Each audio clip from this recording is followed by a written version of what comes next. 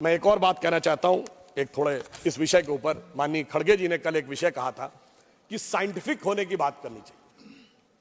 जब हम साइंटिफिक की बात करते हैं तो मैं याद दिलाना चाहता हूं, श्री राम जन्मभूमि का जो मंदिर बना है ना, उसमें एक बड़ा साइंटिफिक एंगल आया है।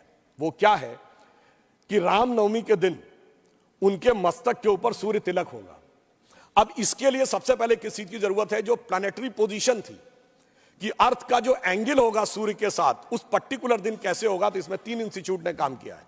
इंस्टीट्यूट ऑफ एस्ट्रोफिजिक्स बेंगलोर ने, जिसने उस पूरे एस्ट्रोनॉमिकल कैलकुलेशन को सटीक ढंग से किया है।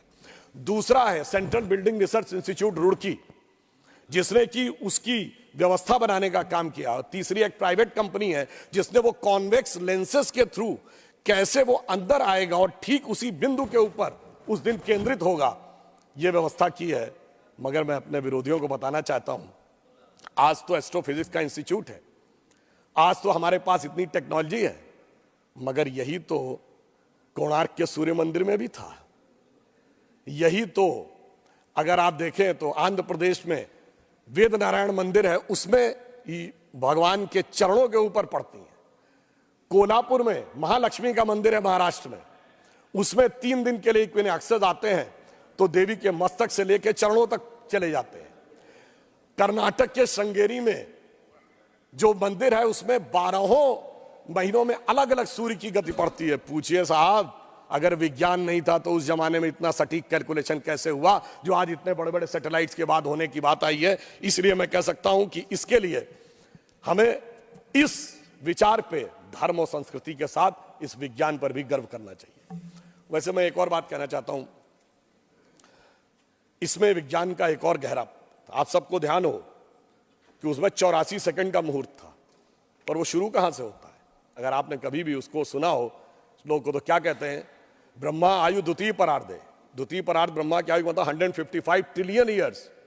वैसे बिग बैंग थ्योरी कहती है कि 14 बिलियन ईयर पहले दुनिया बनी। तो मैं बता देना चाहता हूं कि जेम्स वेब टेलीस्कोप में जो नई फाइंडिंग की है उसमें बहुत सी गैलेक्सीज ऐसी आई हैं जो 14 बिलियन से आगे की आ रही हैं। तो now that theory has become debatable. फिर वहां से आते हैं श्वेत वाराह कल्प यानी 1.97 बिलियन ईयर्स। फिर आते हैं वैवस्वत मनवंतरे, फिर आते हैं कलयुग यानी 5125 ईयर्स।